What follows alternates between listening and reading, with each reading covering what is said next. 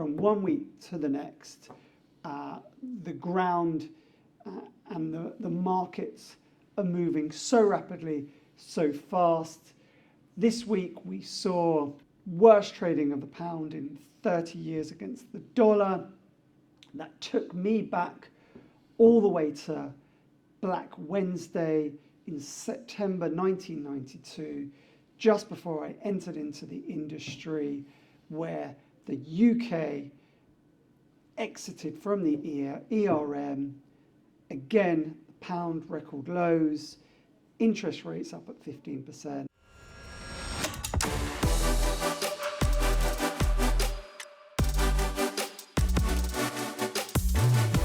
Hey everyone, welcome back to another edition of Super Prime UK with your MJ Group Super Prime Valuation Specialist, myself, Rob Cohen. And myself, James Wild. What a week it's been. If I've told you once, I've told you a million times. Uncertainty is the new certainty. I repeat, uncertainty is the new certainty, and volatility is at an all-time high from 1 week to the next. The ground and the markets are moving so rapidly, so fast. This week we saw worst trading of the pound in 30 years against the dollar. That took me back all the way to Black Wednesday in September 1992, just before I entered into the industry, where the UK exited from the ERM. Again, the pound record lows, interest rates up at 15%. And it felt very deja vu this week. It felt very similar to then, with all of the noise around the interest rates and the possible increases, and the pound being devalued against the dollar, with traders spooking the market to a degree, which has created this volatility and uncertainty on the back of the mini budget that we discussed last week and the market's interpretation of that, along with other key economic variables, which we will discuss today. James. Thanks, Rob. So obviously, the Monetary Policy Committee did stop short earlier this week of an emergency interest rate rise. So I think that was sort of some positivity there, that coming so close to the other half a point rise in the base rate there could have had some further impacts of the UK economy.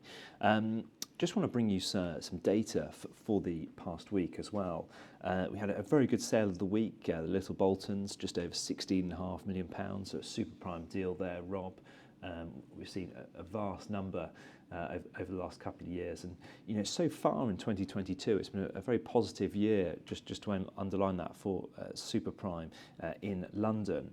But new instructions again, Rob, highest of the year, 414 this past week. So I think people, new entrants to the market there. Obviously, you mentioned last week a lot of the schools returning in September, so a possible influence in the market there, a seasonal effect, which we often see year on year. Sold numbers 136, which is around about average we've seen for the year there. Under offers, Rob, 219, so fairly positive there, and just creeping up price reductions, 239 this week. Yeah, been speaking with all the agents every day this week, find out what's going on. We are hearing of the price reductions where keen sellers, instead of sitting and waiting now, are maybe, with the uncertainty and the volatility, pushing to get those sales through, hence price reductions. And that's a trend that the data and the stats confirm, and all the agents I'm speaking with have confirmed, and as well more properties coming on stream, again for those keen sellers that possibly believe that the market has peaked, and with the uncertainty and the volatility, hence pushing some people to sell. So very clear indicators, both from the data and the stats, as well as all the agents and what we're hearing on the ground this week. That's it. As we sort of close out Q3 and move into Q4, that could be a growing trend, Rob. Some of those price reductions and possibly sort of slightly more realistic on asking prices there. So I'm sure Rightmove might have some data in the coming weeks about asking prices somewhat falling slightly. So we're going to bring you some news of that as well. Yeah, hopefully, as always on this show, ahead of the curve with that live data for you. Thanks, Rob. So obviously, last Friday brought you news of the mini budget, which over the course of this week, and Rob has coined it Black Monday, the UK financial markets, the currency, and obviously the rippling effects through the economy that they've really suffered so far this week. From a properties perspective, the main factor has obviously been the record number of mortgage deals which have been withdrawn from the market. It's definitely had a significant impact on consumers there and those which are sort of mobilising themselves for a property acquisition or possibly remortgaging as well. Analysts suggest that around 935 mortgage products, about a quarter of the total available on that day, were removed from the lending space. So a real significant number there, Rob, the highest ever. Yeah, I do think, though, it's still important to have a perspective over that. There are still more products on the market currently than at the lowest point during COVID, where things stalled. I think that's important for everyone to understand. More or less 25% of the marketplace are on variable trackers, so those products can remain because the exposure to the lenders and the banks doesn't change in terms of what their risk position or lending position is. It's the fixed product where an exposure to swap rates, an exposure to funds or values of money on accounts in deposits, where the banks have to take into consideration what they're lending against and their margins.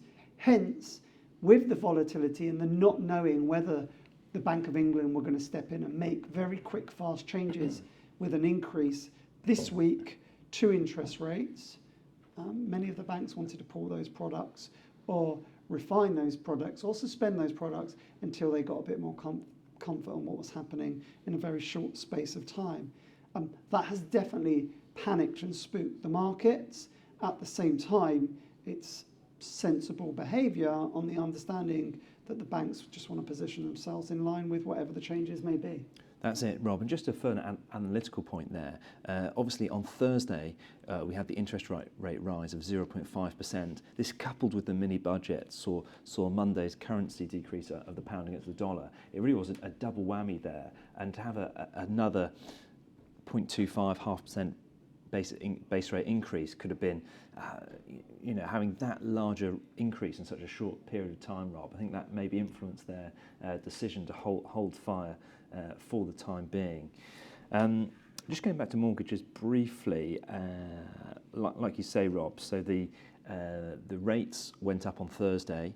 Therefore, a lot of products on the fixed rate would have had to be rebased for this week. So that, again, will have influenced the market and some of those withdrawal of products from the market. So like we were saying, there's a double whammy of the interest rate rise on the Thursday and obviously the effects of the mini budget on the Friday. There still is a total of around 2,650 mortgage products out there sort of on the market. That's around half the number we saw in December before one of the second rate rises there. But I think that's a sort of a state of the market, Rob. There's been so many changes, 7 consecutive interest rate rises we've had now. So the banks really are having to, each time they get a product out there, they're almost having to amend that. And people have a very short space of time to lock in their mortgage deals. Yeah, I think it's super interesting that the long-term rate, maybe your 10-year, is lower than the short-term rate because of that uncertainty. So a two-year product is more expensive than the 10-year at this moment in time. A lot of numbers have been thrown around this week, heading for 5 or 6% interest rates next year, which is a big number. there is no doubt in my mind that it will be very, very, very difficult for the borrower, the consumer in the mortgage market to sustain repayments at that level when their entry point could have been or would have been anything between 1 and 2.5%, 3%. A doubling or tripling would be very, very difficult and not sustainable in the medium or long term. I'm very comfortable and confident on that. Thus, the rate would probably have to be at around 4%. Historically, with all the banks that I would have discussed the stress testing on, we would have been somewhere between 3 and 3.5, so 4 would even be pushing it. So I think it might be a very short-term position until inflation in the economy is under control, and that's maybe where the market's heading. But every week is different. Every week we get fed different pieces of economic data. Thus, to really contextualize and understand where everything is heading, it changes week for week, which is why this show and this platform and what we're sharing is so fascinating, because never in history has there been such volatility and such uncertainty on a weekly basis. Yeah, and what we've seen so far, Rob, the rise in interest rates that have already happened and taken place are going to push mortgage rates up to around about 6%, and will likely reduce the size of loans which lenders are able to offer. Now, last time I checked, Rob, 2-year fixed nationwide was about 5.59%, so it's sort of already around that level. But how do you think that's going to affect the market, certainly in terms of the rising rates, and also the possibly reduction in the sort of multiplier lenders they're able to offer and the amount of money they're able to lend to consumers? It's inevitable it's going to affect the market. With less buying power and more nervousness, generally those situations lead to people staying put and not making big life decisions, which an acquisition is. So the more uncertainty and the more volatility, the outcome and the trend of that is always for people to remain and wait and see. Yeah, and the results of this, like you say, Rob, people are going to be able to borrow less, and it's going to make a significant impact on their sort of purchasing power. And it almost seems like a slight readjustment in property prices is almost inevitable on the back of that if people are able to borrow less money to fund their house purchases. And it's just interesting, how long do you think that will take maybe to filter into the market, Rob? Is it going to be immediate or more of a short to mediate term? I think pre all of these announcements, we were seeing a softening anyway, so that already had entered into the marketplace.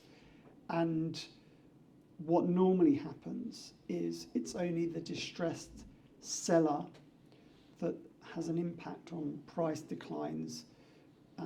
And historically, from all the other positions where we've seen market falls, generally, again, repeat of the last answer, the ones that can remain and see it through will remain because they don't want to take a hit or a price fall. The ones that need to exit and are willing to take a hit will then filter through to the market, and over time you'll see those reductions. So still a lot in the air. There's still a lot of economic indicators that could go in a positive direction or maybe not, or remain flat. And we're going to have to follow it week by week and see the impact that it has on pricing, the impact it has on market, on the property market, and the impact it has on purchasing power. Yeah, and just a quick message, obviously, a lot of people out there have the agreement in principles, their AIP with their lenders. That doesn't necessarily lock in people's rates. It's only until people have a formal mortgage offer and whereby the full mortgage application is submitted, they will offer the mortgage offer whereby someone can then lock in a rate for a certain period of time. So I know a lot of people are being influenced by that and have been materially affected. Just looking ahead, Rob, to the next two monetary policy committee meetings. The next is on the 3rd of November. It seems very likely that we're going to have an 8th consecutive interest rate rise there, and then following that 15th of December, just before Christmas. Casting our minds back to last year, interest rates rose just before Christmas last year. In modern history, that had never been done before, just before Christmas. Often a very sort of unpopular, sort of almost political decision to maybe postpone that to the January. Like I said, 7 in a row now, likely to be 8 in November. It almost seems inevitable, Rob. We're going to get a further rise just before Christmas there, and it's almost going to be in excess of 10 consecutive interest rate rises that we're going to have. It seems to be sort of a moving peak where the interest rates are, the base rate is going to top out at. So we have to watch this space and keep reporting to you what's happening there and what the sentiment is. Earlier this week, obviously, we note that in other sectors of the economy, the Bank of England took the emergency action on Wednesday to avoid a meltdown of the UK pensions sector. The central bank announced that a £65 billion bond buying programme was put into effect to try and stem the government debt. So obviously markets, Rob, since the Black Monday have been reacting to that news on Wednesday as well. The International Monetary Fund, the IMF, has then criticised the UK Chancellor for some of the measures in Friday's mini-budget. However, as a rebuttal to that, the UK Chief of the Treasury has respectively disagreed with that criticism and their viewpoint there. Obviously, the IMF's viewpoint that the tax cuts are threatening to actually sort of stoke the soaring inflation that we've got here in the UK. So two sort of different viewpoints there on the UK economy. Obviously, sort of no one's got the sort of crystal ball, Rob, but obviously the experts are disagreeing in the correct way out of this and the way forward. Yeah, I think the IMF seem very comfortable criticising all of UK policy. That seems part of their remit over the recent years. Let's see what happens with inflation. This is the key point, the key indicators that we're looking out for. Remember, the peak was set at possibly being 13%. That's now coming to 11%. If that can be controlled, and that does come in, it will create a positive effect on the wider economy that may allow some of the economic policies and changes to come into fruition. It's up in the air, that piece, and it's something we're going to have to follow. And also, just to put a bit of context on the 30-year Black Monday, Black Wednesday, when the UK exited from the ERM and had Black Wednesday and interest rates went up to 15%, the property market had already crashed then. So a large part of the country was already in negative equity, and the UK government made the decision to leave the ERM, and the currency crashed and interest rates went up to 15%. The difference is now is that the markets are determining that maybe that has already happened or believing it's going to happen, and thus they're making their hedges and their bets based upon that. Whereas the fundamentals currently, although not positive, we have to remind ourselves that the last data was a 0.1% increase in GDP that could next quarter become a decline. But the severity and the fundamentals currently are nowhere near what they were compared to 30 years ago. That doesn't mean they won't go there. Everything is possible. But I think to add some context, it's all very well comparing and contrasting 30-year declines and 30-year moments. But 30 years ago, the market crashed. That was my entrance into the market. I'm very aware of how the market traded then or didn't, because it ground to a halt. And that was a very UK insular position compared to other markets. So a bit of context there. Fascinating everything going on. Appreciate all your feedback and joining, and we will see you all next week. Thanks, James. Thanks, Rob. Thanks very much, everyone.